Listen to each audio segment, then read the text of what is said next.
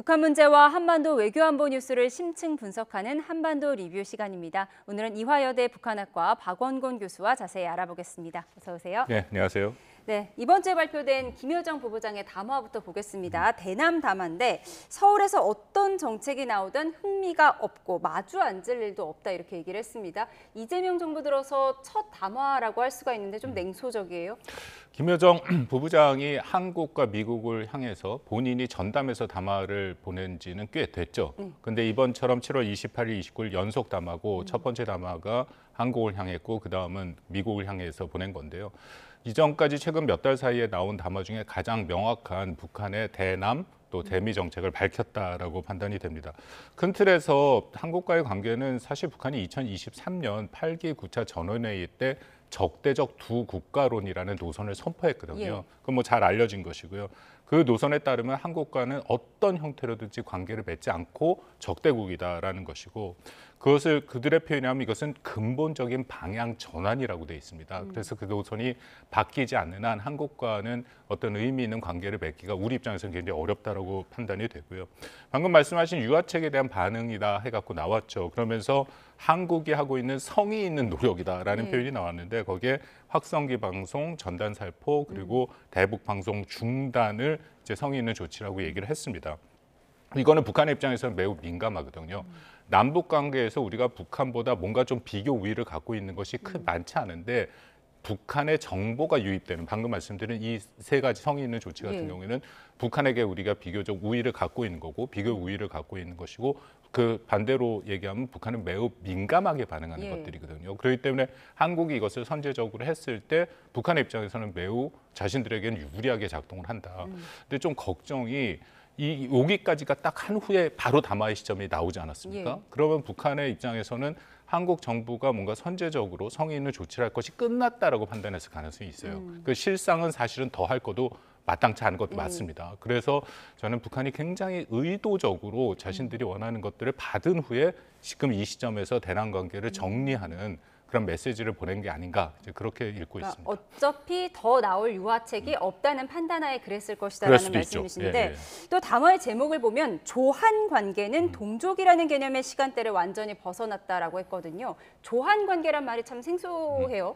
원래 그렇죠. 북조선, 남조선이라는 말을 썼는데 조한 관계 어떤 의미로 봐야 이거 되죠? 굉장히 의미가 크죠. 그만큼 이제는 한국을 철저한 타자로 그리고 국가로 본다는 거잖아요. 그 전까지만 해도 동족 관계니까 뭐 북한에서는 물론 남한 북한 표현을 안 썼습니다. 말씀하신 남조선, 북조선이라는 표현을 쓰긴 했는데 이제는 남조선이라는 표현도 쓰지 않는다라는 거고 동족 관계가 아니라는 것은 북한이 자신들의 민족 개념을 얘기한 지 꽤 됐습니다. 예를 들어서 그들은 처음부터 조선 민족이라고 얘기했을 때 거기 이제 남조선, 북조선을 표현했는데 그것은 조선이란 역사성을 가진 하나의 민족이다, 동족이다. 근데 그걸 완전히 이제 없애버린 것이고요.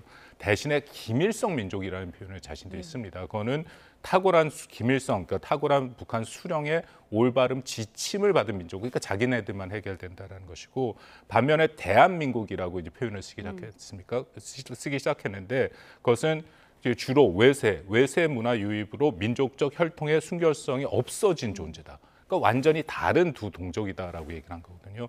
이렇게까지 해놓은 걸 보면은 아까 말씀드린 것처럼 적대적 두 국가론과 더불어서 완전히 다른 동족이기 때문에 그만큼 더 이런 어떤 의미 있는 관계를 맺지 않겠다. 그리고 김여정 담화에 이 담화의 내용에 2023년 아까 말씀드린 12월 8기 9차 전원회의 때 김정은 위원장이 얘기한 거랑 똑같은 얘기가 나오는데요. 뭐냐면 한국, 대한민국의 정부가 민주를 표방하던, 그러니까 이른바 진보 정부든 보수 정부든 상관없이 그들의 야망은 자신들의 제도를 다 흡수 통일을 하려고 하는 거기 때문에 어떠한 앞으로의 뭐 한국 정부에서 제안이 나오더라도 전혀 거기에 대해서 자신들은 관심도 없고 거기에 대해서 입장을 갖지 않겠다라는 것이 비교적 명확히 확인됐다.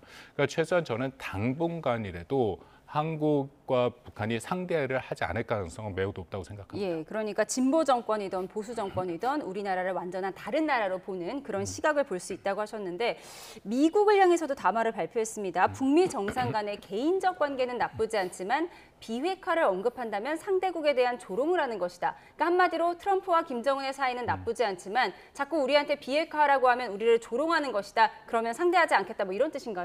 전반적으로 그 한국과는 좀 완전히 완전히 다른 형태의 담화고요. 톤 자체도 굉장히 정중하게 북한식으로는 굉장히 정중하게 썼는데 핵심은 이겁니다.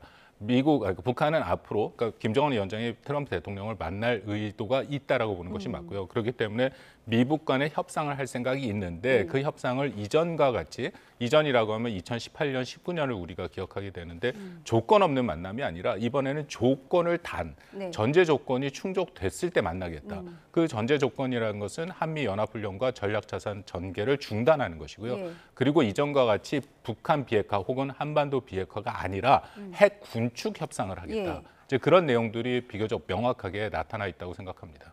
그러니까 김여정 담화를 보면 2019년과는 달리 지정학적 변화가 있다고 했거든요. 지금 말씀하신 부분인 거죠?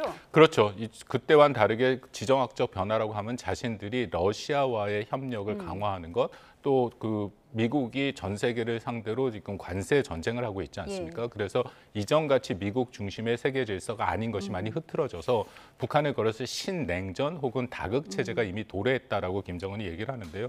이제 그런 여러 가지 상황들이 이전과는 다르다라고 얘기를 하는데, 그럼에도 트럼프 일기 때와 연속성도 있습니다. 뭐냐면 트럼프에 대한 발언을 굉장히 조심한다라는 거죠. 그러니까 이번에도 김여정 담화를 보면 트럼프 행정부가 조선의 완전한 비핵화를 위한 대화를 하기를 원했다. 그러니까 북한 비핵화 대화를 하기 원했다. 여기에 대해서도 김여정 북한답지 않게 어떤 의미도 부여하고 싶지 않다. 굉장히 완곡한 표현을 했어요. 이게 왜 완곡하다고 말씀을 드리냐면 바이든 행정부 때도 똑같은 얘기를 했거든요. 그 당시에 북한은 어떤 반응을 보였냐면 불법 무도한 적대시 정책이고 끝까지 맞서 싸우겠다. 굉장히 전투적인 얘기가 나왔는데 트럼프 행정부에서 나온 이 얘기에 대해서는 굉장히 완곡한 표현이 나왔다. 그것은 두 가지라고 생각합니다. 아까 말씀드린 미국과의 대화를 염두에 두고 있는 행위고 또 하나는 트럼프가 불예측하지 않습니까? 그렇기 때문에 만약에 강경한 입장이 나오면 또 어떤 식으로 갑자기 입장을 바꿀지 모르기 때문에 거기에 대한 일종의 대비와 대응이다라고도 생각합니다.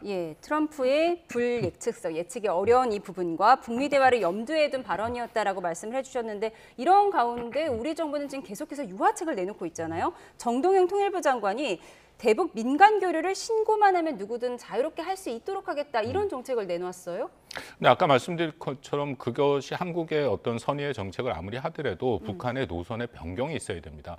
북한이 유일 영도 체제, 수령 체제라고 하는데 쉽게 말씀드리면 1인 지배 체제잖아요. 그럼에도 1인 지배 체제에 김정은이 명령한 것만으로 모든 것이 되는 것은 아니라 특히 국가의 핵심 전략인 노선 같은 경우에는 그것이 뭔가 공식화되는 과정이 필요합니다.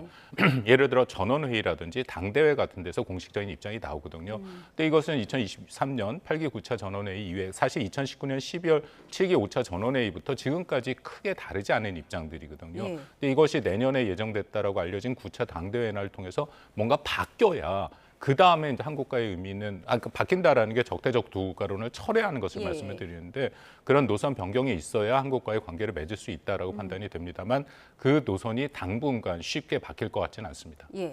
그리고 이 부분을 좀 짚어봐야 할 텐데 미국과의 관세 협상 일단 일단락은 됐지만 지금 방위비 부분은 빠져 있거든요. 2주 내에 한미 정상회담이 열릴 텐데 이 부분이 분명히 언급될 거란 말이죠. 어떻게 예상하세요? 뭐 이미 한미 그 외교부 장관 그 대화를 통해서 약간의 암시가 있었고요. 그리고 이전에 한국을 빼고 미국 핵심 동맹국들이 미국과의 관세를 맺은 것 중에 한국이 빠진 부분이 있습니다. 뭐냐면은 미국산 물품을 뭘 살지가 빠졌어요. 대미 투자는 들어가 있지만 미국산 물품을 뭘 살 것이 빠진 것은 이것은 아까 방금 말씀하신 방위비 분담, 그러니까 결국 한국이 미국한테 지불해야 할 돈과 연계될 가능성이 매우 높고요.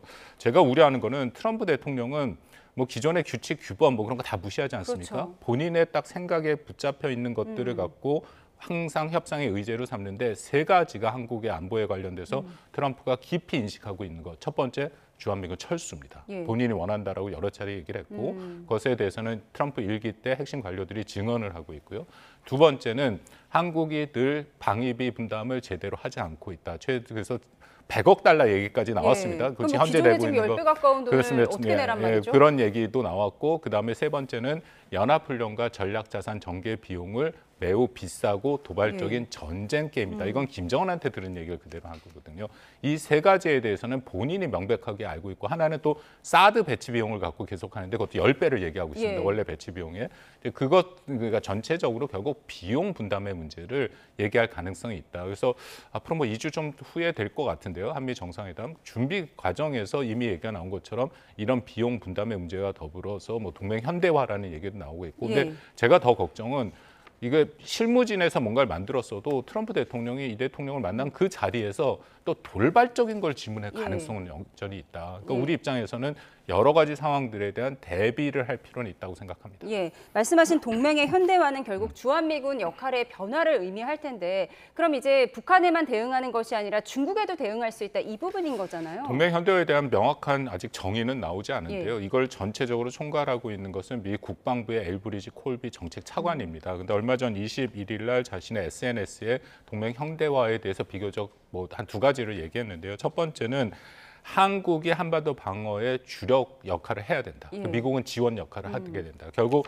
미국이 여러 가지 비용과 책임을 줄이겠다라는 얘기를 하면서 거기에 한국이 국방비를 더 써야 된다라는 거고요. 두 번째는 방금 말씀하신 결국 중국 견제 문제인데 이것도 이 얘기가 이미 나왔습니다. 주한미군이 북한 위협에 대한 단일 대비는 더 이상 아니고 영내 결국 중국 견제로 그렇게 역할을 확대하겠다 얘기를 하고 근데 우리 입장에서 제일 부담이 되는 게 앞으로 그러면 주한미군이 어떤 수준의 역할을 할 것이며 또 한미 동맹에 대한 우리한테 어떤 기대를 할 것인가 이제 그런 것들이 동맹 현대화라는 이름으로 나오고 있는데 미국의 국방부 국무부에서는 이거 굉장히 중요하고 이것이 공식 정책화될 가능성은 높습니다만 트럼프는 여기에 또 관심이 별로 많잖아요.